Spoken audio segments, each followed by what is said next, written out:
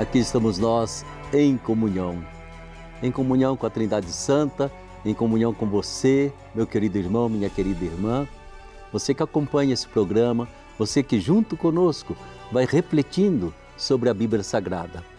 Já passamos tantos textos da Bíblia Sagrada, tantos livros, e nos debruçamos nesses 2 últimos encontros sobre o livro dos Salmos. Salmos que continuam fazendo parte da oração da igreja, assim como fizeram parte da oração do culto do Antigo Testamento. E essa salmodia, ela nunca passa de moda, porque ela expressa as situações do nosso coração, das nossas experiências boas ou ruins. Ecoam também nesses salmos as situações históricas de todo o povo, do seu sofrimento, dos seus exílios, das suas infidelidades, do seu arrependimento, da sua confiança, da certeza de que pode continuar seguindo em frente porque Deus nunca os desampara. Salmos são sempre oração. É uma oração que brotava quase que de cor do coração do povo judeu. E poderia voltar também a fazer parte da tradição nossa de cristãos e cristãs, que não ficassem apenas para as celebrações litúrgicas, mas que o livro dos Salmos fosse marcado, cada um de vocês marcando exatamente aquele salmo que me toca, aquele de que eu necessito, ou então aquele salmo que eu vou rezar porque eu sei que alguém está passando por esta situação traduzida por este salmo. E eu empresto a minha voz e faço chegar a Deus essa súplica. Uma pessoa principalmente que encontramos com tanta frequência doente, aflita, angustiada. E também situações do nosso país, do nosso meio ambiente, da nossa política, estão aqui refletidas nesses salmos. Seja bem-vindo então, meu irmão, bem-vinda minha irmã. E mais uma vez a gente conta com a colaboração preciosa do Padre Domingos Sávio, nosso exegeta. Exegeta é aquele que sabe a Bíblia aí na sua origem, nas suas línguas originais, né? Seja bem-vindo, Domingos. Obrigado, Padre Ulisses, e obrigado a você também, que gostaria de fato que o seu coração fosse, não tanto assim, como que uma horta, acolher a nossa palavra, mas através desse nosso esforço de acolher a própria palavra de Deus. E a gente conta mais uma vez com o professor Denis Duarte, especialista em Bíblia, ciência da religião, pesquisador, escritor. Bem-vindo, Denis. Obrigado, Padre Ulisses. E vamos rezar com os salmos nesse período próprio de oração, que é o período da Quaresma. Exatamente, né? Eu acho que a Quaresma, de modo especial, ela nos remete, não é mesmo, aqueles salmos que traduzem tudo aquilo que Jesus fala. Aliás, nós quando rezamos os salmos na liturgia das horas, quase sempre tem uma frasezinha antes de iniciar o salmo que faz referência a quem? A Jesus, né? É como se a gente rezasse a Ele, ou melhor, Ele estivesse rezando pela gente, cada um desses salmos. Pois bem, como já fizemos anteriormente, eu gostaria que nós pudéssemos sempre tomar um salmo e a partir desse salmo entrarmos um pouquinho nessa estrutura, nessa dimensão, digamos assim, do que expressa o salmo e como que ele pode ser rezado por nós hoje. Vamos então pegar o card do Salmo 15. Pegue aí na sua Bíblia, acompanhe conosco. Salmo de Davi. Javé, quem pode habitar em vossa tenda? Quem pode morar em vosso santo monte? Aquele que vive na integridade, age com justiça e em seu coração fala a verdade. Se empresta dinheiro, é sem usura, e não aceita presentes para condenar o inocente. Quem agir desse modo, ficará firme para sempre. Esse Salmo 15 certamente nos faz recordar aquele cântico que cantamos de cor e salteado, não é mesmo? Senhor, quem entrará no santuário para te louvar? Salmo 15. Domingos Sávio, qual é a estrutura desse salmo? Esse salmo, nós dizemos que ele representa o gênero liturgia. É um novo gênero dentro da Bíblia.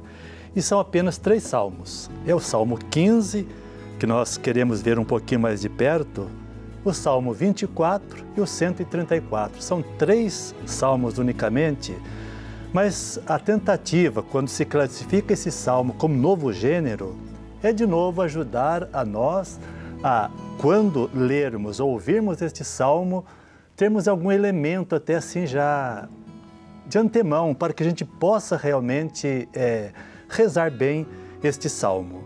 E sendo um salmo que nós chamamos de liturgia, esse salmo ele é muito claro, é uma estrutura muito simples. Aqui alguém, certamente chegando no Templo de Jerusalém, ou num templo, pergunta as condições para se entrar na casa de Deus, então, para ir ao encontro de Deus. E depois, a resposta a esta pergunta feita. Então, as condições para se poder realmente entrar na casa de Deus. E a resposta, nós vamos procurar aprofundar um pouco, ela é profundamente maravilhosa, é de uma riqueza teológica fundamental, como nós vamos ver. Exatamente. Esse salmo também soa bem para você, Denis? Ele nos surpreende. Sim? Como diz o Padre Domingos, sendo um salmo litúrgico, e a pessoa chega diante do santuário e fala assim, quem é que deve entrar, como é que se deve entrar neste santuário? O que geralmente se espera? Com as vestes tais, com conhecimento tal, ou seja, coisas humanas. Com a roupa assim, com a roupa assada, com o cabelo assim, com o cabelo assado. E o Salmo nos diz, não, quem deve entrar no santuário é o justo. É a figura do justo. É aquele que empresta para o irmão sem usura, é aquele que ajuda o pobre, é aquele que é honesto, que não mente, que não aceita presentes para prejudicar o inocente. É a figura do justo, né? Então, esse salmo me surpreende por isso, porque tira os badulaques humanos, né? Os apetrechos humanos, como Jesus também já condenou alguns mestres da lei que andavam com as suas vestimentas arrastando pela cidade, mas o coração não era nada daquilo que se mostrava no exterior. Então tira o que é o exterior e diante do santuário eu tenho que estar com o meu coração puro. Não com roupas assim, com roupas assado, com a barba assim, com o cabelo assado, com um curso tal, com conhecimento tal, mas ter amor verdadeiro por Deus e pelo próximo. Você fala uma coisa que é muito importante, entende? Para nós sacerdotes, para todos os fiéis, né? Não são os paramentos que dão a nossa dignidade. Não são o terno, a gravata, os vestidos que dão dignidade a nós, né? Mas é aquilo que vai lá dentro do nosso coração. No meio acadêmico nós costumamos dizer, não é a barba que faz o filósofo. E não é a batina que faz o monge.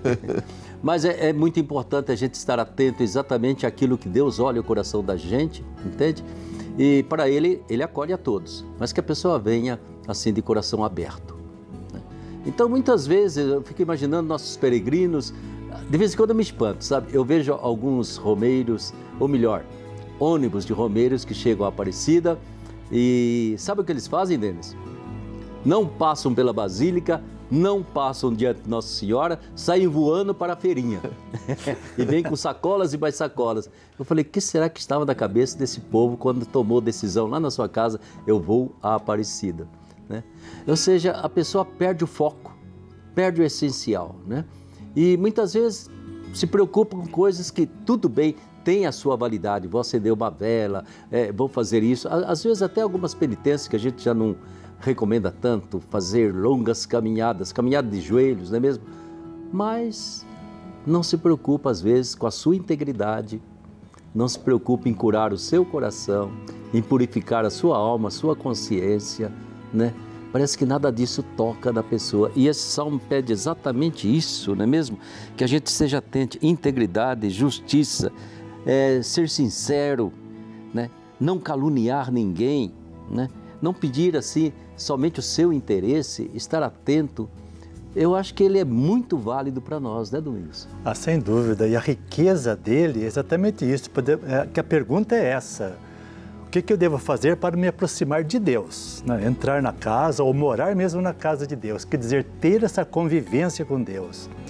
E se vamos olhar, todas as respostas que são dadas, como o Denis já falava, são respostas de fraternidade. Nenhuma. Assim não, você tem que fazer o sinal da cruz, quando você entrar, estiver diante da cruz, tem que se prostrar. mas unicamente ações de fraternidade. Não prejudicar o irmão e principalmente, quer dizer, ter um coração que seja uma fonte de bênção, de vida, de esperança para os irmãos. Quer dizer, é aí que eu vejo, de fato, a riqueza desse salmo.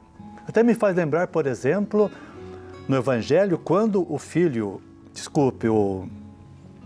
o moço rico, pergunta para Jesus, o que eu devo fazer, no Evangelho de Marcos, para herdar a vida eterna? Quer dizer, o que eu devo fazer para ser filho de Deus?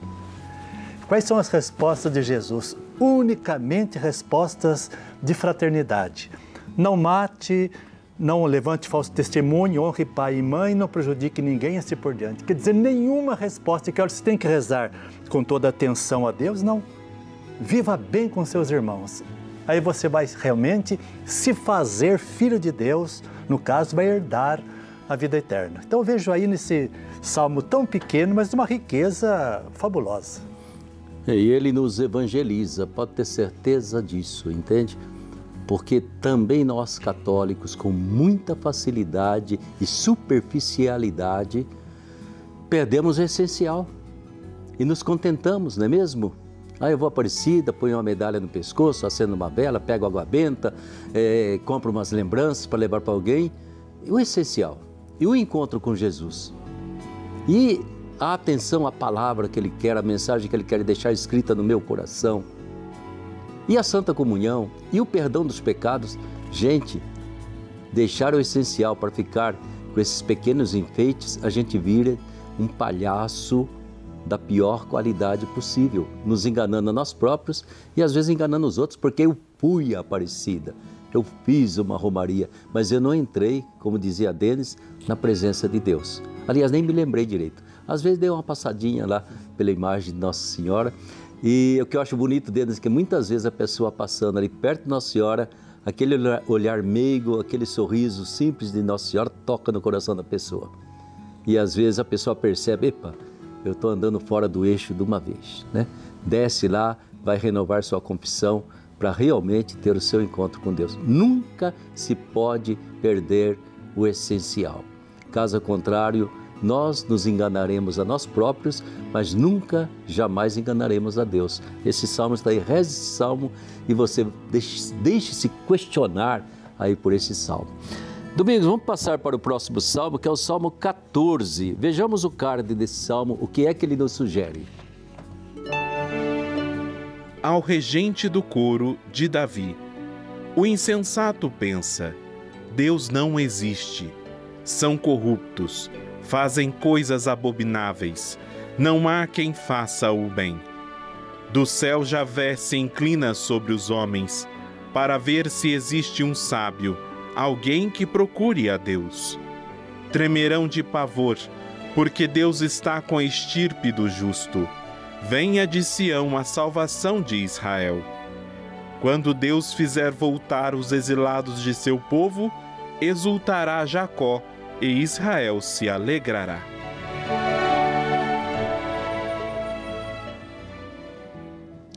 Domingos, que gênero é esse salmo meio forte? Uma crítica assim que Deus faz a todos nós? Então, Ulisses, há tempos atrás, num outro dia, você mesmo lembrava que nos Salmos devemos ver também como é que é a mão assim, do profeta, né? Sempre existe profecia.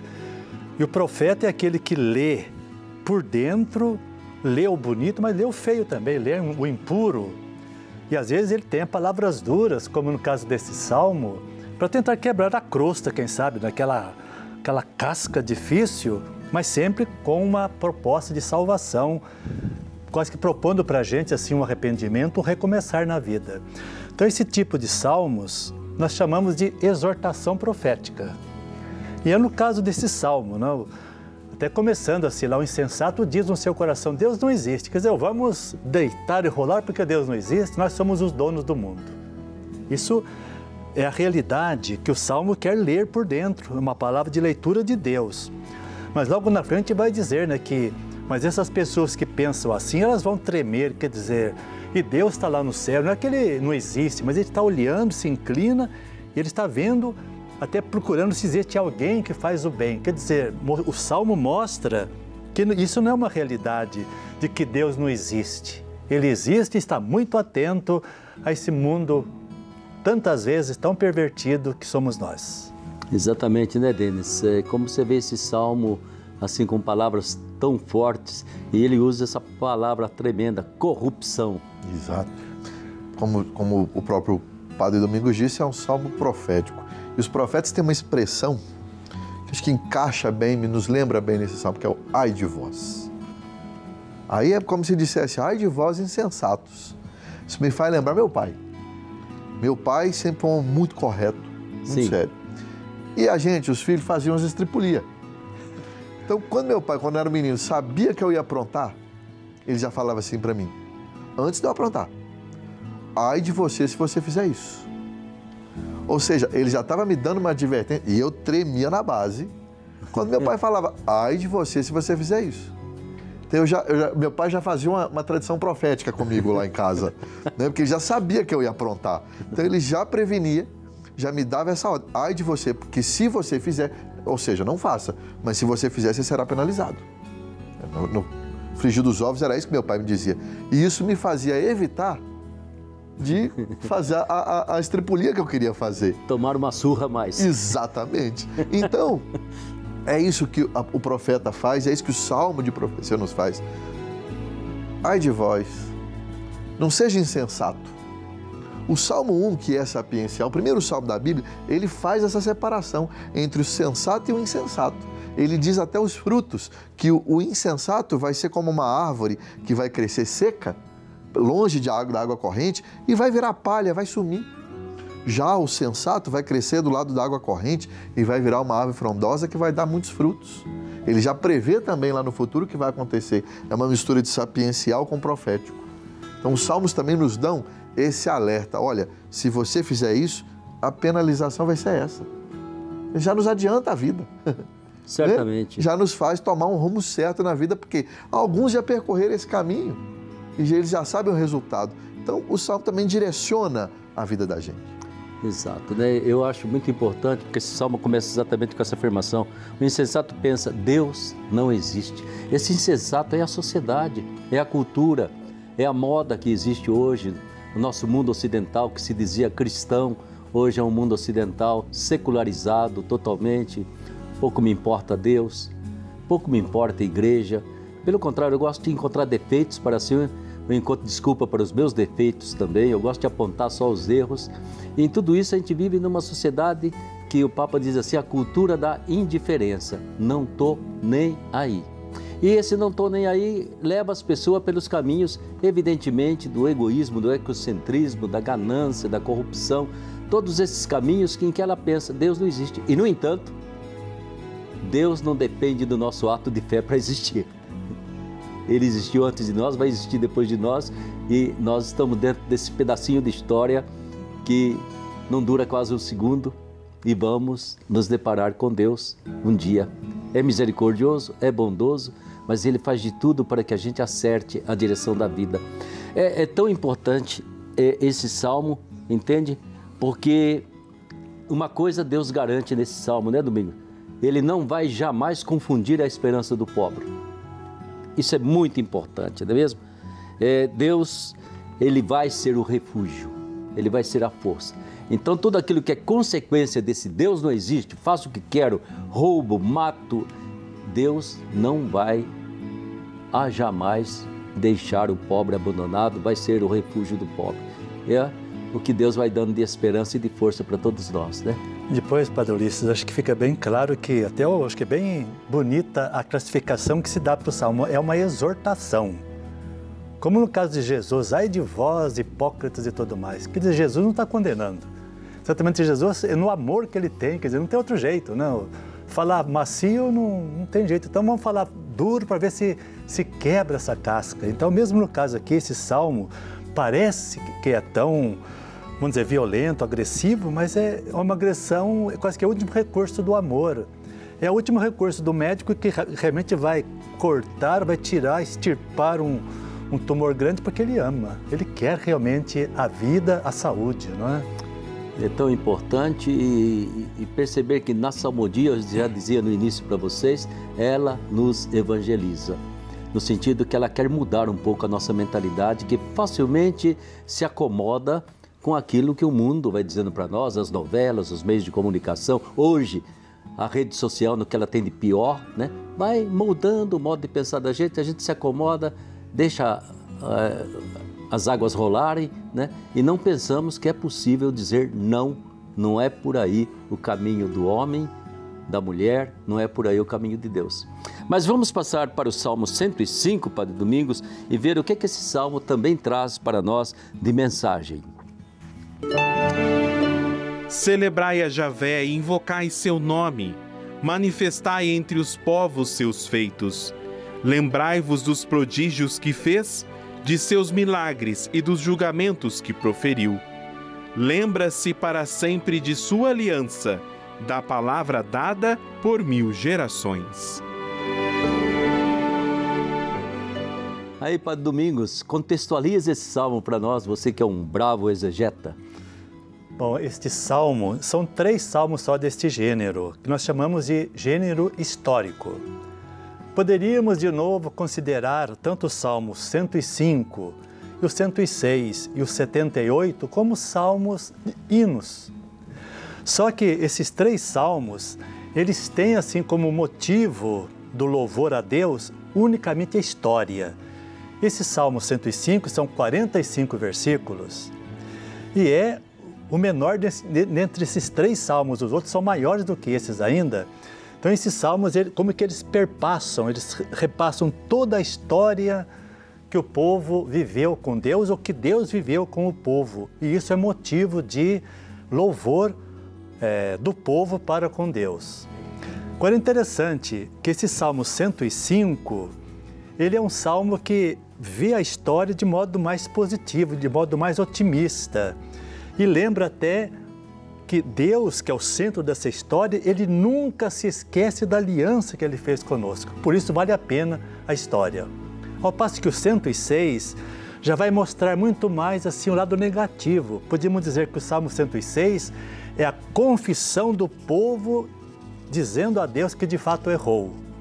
E o 78 é interessante, é como que uma síntese entre os dois. É um salmo mais realista, que mostra, por um lado, como que essa briga na história, esse conflito entre um Deus, né, que é fiel a toda prova, a sua fidelidade e a infidelidade do povo. E depois isto, se o povo volta para Deus, Deus está pronto também a se voltar benignamente para com Ele. Então esse gênero, representado pelo Salmo 105, nós chamamos de gênero histórico.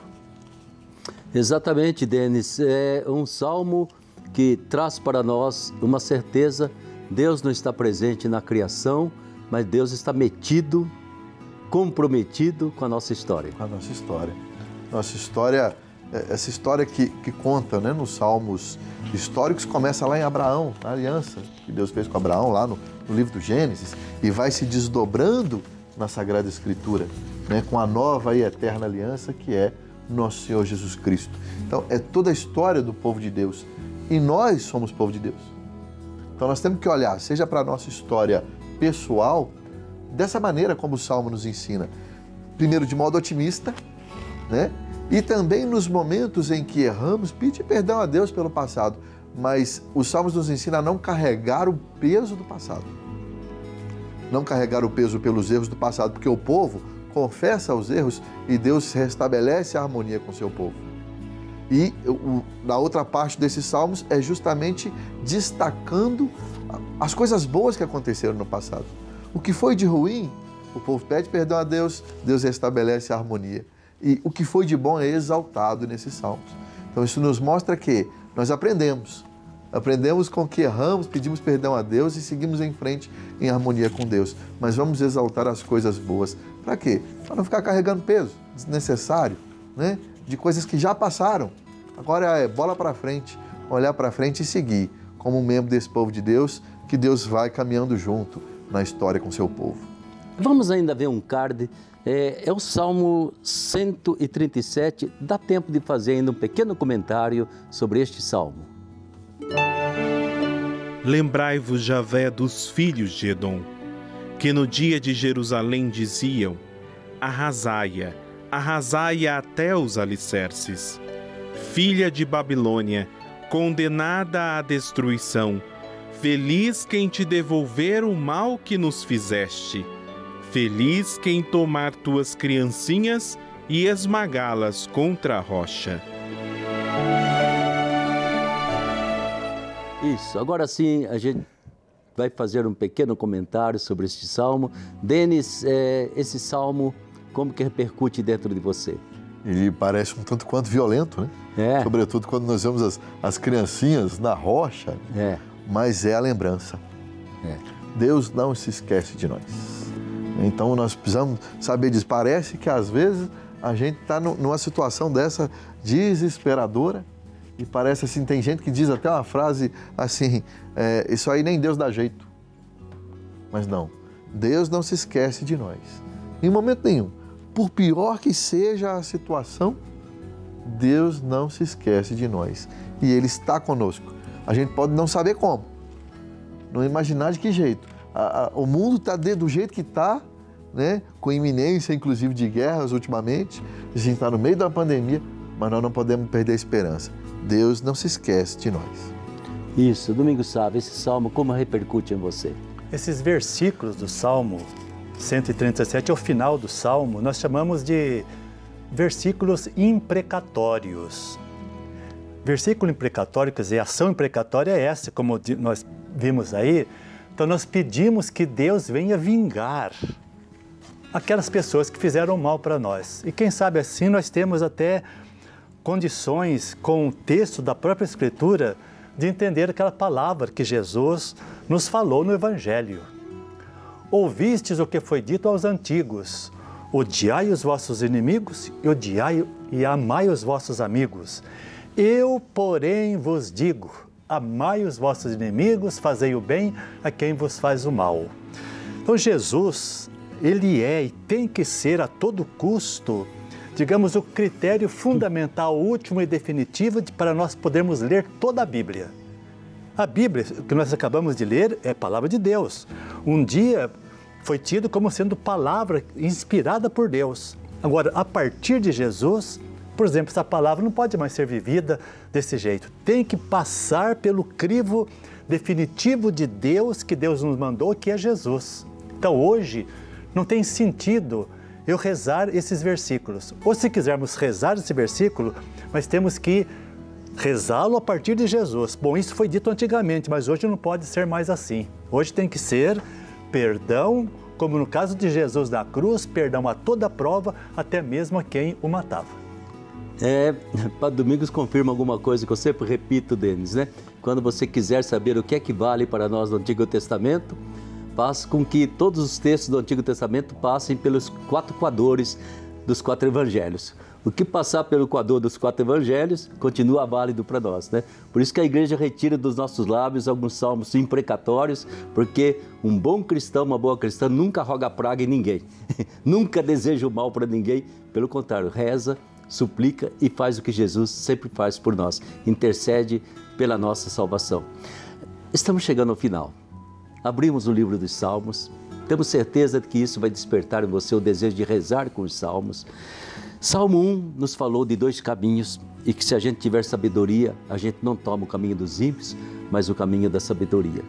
E o Salmo 150 termina louvando a Deus. Louvai a Deus em seu santuário, louvai no firmamento, louvai pelos seus prodígios, tocai trombeta, enfim, viva a sua fé cristã com alegria, com esperança, com uma confiança imensa na vida. Porque se você quer a vida eterna, viva a sua vida aqui na terra com gosto até o último segundo. E a gente fica muito feliz por você ter participado conosco. Deus lhe pague. Esperamos que tenha aproveitado bem. Muito obrigado, Padre Domingos Sávio, pela sua presença. Obrigado, Denis, mais uma vez. A gente volta a se encontrar aqui, se Deus quiser.